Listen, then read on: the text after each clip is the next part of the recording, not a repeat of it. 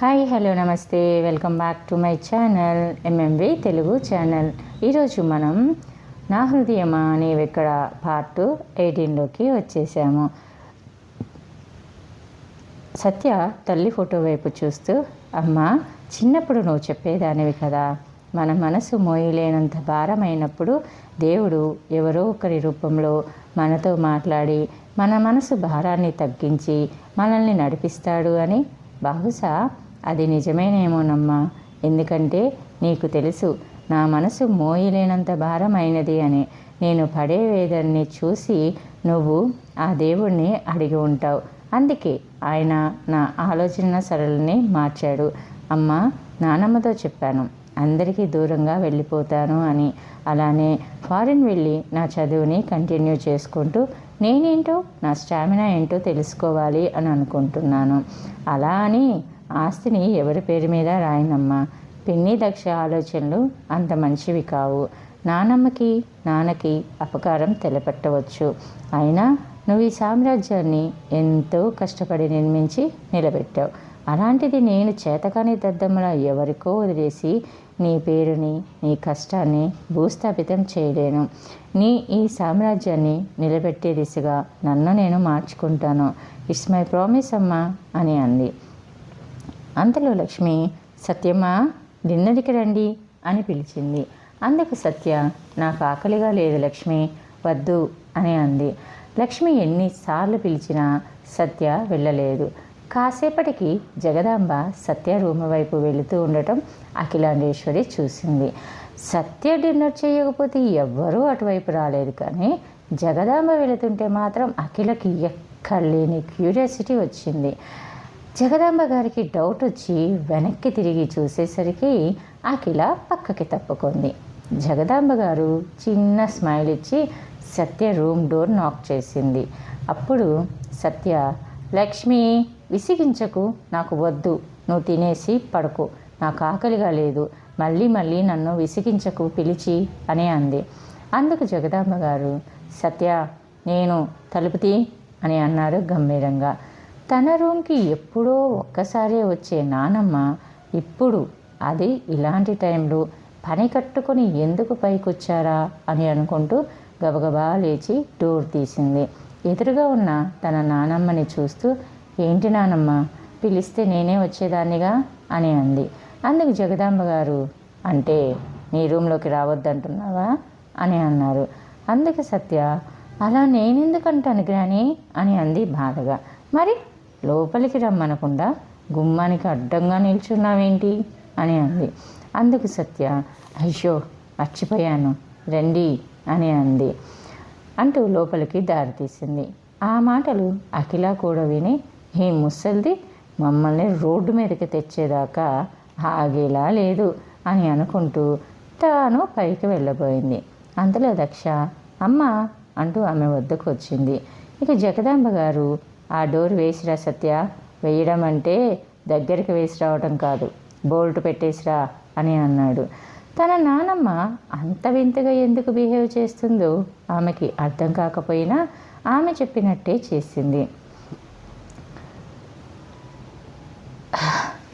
ఆమె అలా వచ్చి నుంచోగానే, ఏంటి ఎదురుగా నుంచున్నావు, కూర్చో అని అంది.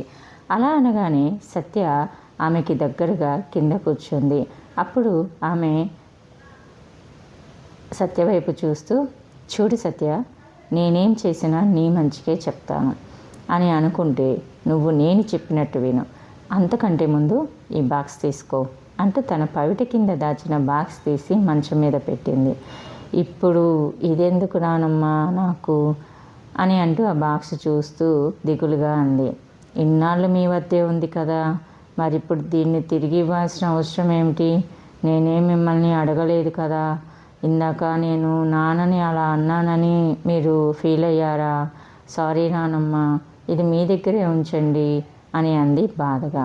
అంతలో స్టెప్స్ మీద అడుగుల చప్పుడు నెమ్మదిగా వినిపించింది. అది విన్న జగదాంబ గారు, ముందు ఈ బాక్స్ తీసి లోపల దాచు అని చిన్నగా సైగ చేశారు. సత్య అలానే చేసింది. మరలా సత్యని దగ్గరికి పిలిచి డోర్ వద్ద నీడలు చూపించి, నేను నిన్ను ఏమన్నా బాధపడకు, తర్వాత నీకే అర్థమవుతుంది అని చిన్నగా అంటూ, చివరికి ఏం సత్య మాట్లాడవే అని పెద్దగా అంటూ చిరునవ్వు నవ్వారు. సత్య నానమ్మ అంది అయోమయంగా. పిచ్చి పిల్ల అని ముద్దుగా చిన్నగా అని, నేనేం చెప్తానో దానికి తగ్గట్టుగా మాట్లాడు అని చిన్నగా చెప్పారు. మరలా జగదాంబ గారు పెద్దగా మాట్లాడుతూ, చెప్పు సత్య, మేం వెళ్ళిపోవాలా, నువ్వు నేను చెప్పినట్టు వెళ్ళిపోతావా అని అంది. అందుకు సత్య, నేనే వెళ్ళిపోతాను గ్రాని, కానీ నాకు నా ఆస్తులు ఏవి ఎవరికి రాయను. ఇందాక అందరి ముందు మీ పేరు మీద రాస్తానన్నాను, కానీ తర్వాత ఆలోచించాను. నేను రాసి వెళ్ళిపోతే నేను తిరిగి వచ్చే వరకు నిన్ను నా కోసం ఉంచుతారు అన్న గ్యారంటీ లేదు. అందుకే వెళ్ళిపోదాం అనుకున్నా, కానీ తిరిగి వస్తాను. అది ఎప్పుడు ఏంటి అనేది చెప్పలేను. ఇది మాత్రం పక్కా గ్రాని అని అంది. అది డోర్ అవతల పక్క ఉన్న అఖిల దక్ష విని గుండెలు గతుక్కుమన్నాయి. జగదాంబ గారు మాత్రం నా బంగారమే అన్నట్టు మెట్టికలు విరిచారు ఆమె చుట్టూ చేతులు తిప్పి. పైకి మాత్రం, నీ ఆస్తి నాకేం వద్దు. నాకు కొడుకు లేడు అనుకున్నావా? నా కొడుకున్నాడు కదా, వాడు చూసుకోగలడు. వాడు చూడకపోయినా ఊర్లో నాకు ఒక ఇల్లు ఉంది. నీ వల్ల నా కొడుకు ఇబ్బంది పట్ట నేను చూడలేను. సో నువ్వు వెళ్ళిపోతే వాడు కాస్త ఊపిరి పీల్చుకుంటాడు. ఇక పెళ్ళి అంటావా, ఎవరు ఎప్పుడు ఎవరితో ఎక్కడ ఎలా జత కడతారో తెలియదు. సో నేను అంతవరకు ఆలోచించలేదు.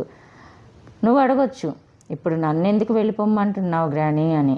తల్లి తండ్రి కుటుంబం అండాదండా ఉండి కూడా నీకు సరిగ్గా ఎదగడం రాలేదు. ఎవరికైనా ఇంకొకరు విలువ తెలియాలి అంటే దూరం పెరగడమే కరెక్ట్. ఇక నుండి మీ నాన్నతో చెప్పి నీ మనీ నీ అకౌంట్కి పడేలా చేస్తాను. అది కూడా లిమిట్లెస్ కాదు.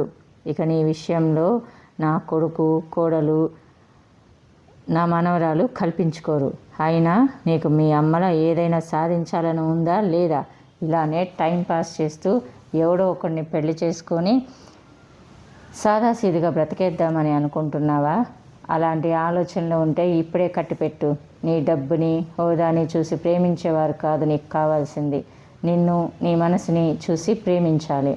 ఏదైనా బండి నడవాలి అంటే ఆ బండికి ఉన్న అన్ని వీల్స్ పనిచేయాలి.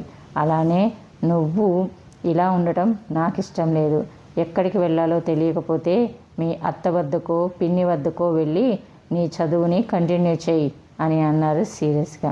అందుకు సత్య మాట్లాడుతూ, నా వాళ్ళకి నేను ఎక్కువైనప్పుడు అత్తకి పిన్నికి ఎక్కువ కానా గ్రాని?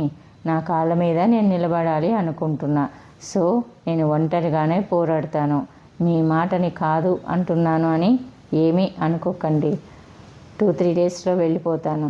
కానీ గ్రాని ఒకటి చెప్తాను, కావాలని నేను ఏ తప్పు చేయలేదు. ఎవరు నన్ను నమ్మినా నమ్మకున్నా నాకు ఫరక్ పడదు. బట్ నువ్వు నమ్మకుంటేనే చాలా బాధ అవుతుంది అని అంది. అందుకు జగదాంబ గారు, ఒకరి నమ్మకాలతో నీకు పని లేదు. నువ్వేంటి అనేది నీకు తెలిస్తే చాలు. ఒక్కోసారి మన కళ్ళు చెవులు కూడా మనల్ని మోసం చేస్తాయి సత్య. సో మనమేమిటో మనకు తెలిస్తే చాలు అనుకుంటాను నేను అని అంటూ, మరి ఇక నేను వెళ్ళొస్తాను అని అంటూ లేచారు. అప్పుడు సత్య, గ్రాని ఎటు వెళ్ళిపోతాను కదా నేను, నాతో కాసేపు అంటే ఈరోజు ఇక్కడే ఉండొచ్చు కదా, అది కూడా మీకు అభ్యంతరం లేకుంటేనే అని అంది దీనంగా. అందుకు జగదాంబ గారు, నాకు నీ మీద చాలా కోపం ఉంది, కానీ నా మాట విని నేను చెప్పినట్టు చేస్తానన్నావు కాబట్టి ఉంటాను అని అంటూ తిరిగి మంచం మీద కూర్చున్నారు. నిజానికి జగదాంబ గారికి కూడా అక్కడే ఉండాలని ఉంది. కానీ బయట అఖిల వాళ్ళు ఉండటం ఒకటైతే, 2 సత్యకి తను ఇక్కడ ఉండటం ఇష్టమో కాదో అని అనుకున్నారు. బయట ఉన్న అఖిల వాళ్ళని పంపటానికి అన్నట్టు, సత్య కాస్త కిందకు వెళ్ళి నా మందులు వాటర్ తీసుకొనిరా అని అన్నారు. ఆ దెబ్బతో అఖిల దక్ష అక్కడి నుండి కిందికి వెళ్ళి ఏం తెలియనట్టు డైనింగ్ టేబుల్ దగ్గర ఉన్నారు. తర్వాత ఏం జరిగింది అనేది తెలుసుకోవాలి అనుకుంటున్నారా? అయితే నెక్స్ట్ ఎపిసోడ్ వరకు వెయిట్ చేయండి. అలానే ఈ సిరీస్ కనుక మీకు నచ్చితే తప్పకుండా లైక్ చేయండి. మీ అభిప్రాయాలు, సూచనలు, సలహాలు ఏమైనా ఉంటే కింద కామెంట్ సెక్షన్లో తెలియచేయండి. అలానే నేను చెప్పే విధానం కానీ నా కొత్త స్టోరీస్ కానీ మీకు కనుక నచ్చితే మీ అమూల్యమైన సపోర్ట్ని మీ సబ్స్క్రైబ్ ద్వారా నాకు తెలియజేయగలరని మనస్ఫూర్తిగా కోరుకుంటున్నాను. ఓకేనా? Thanks for the watching. Bye bye. Take care. See you soon again.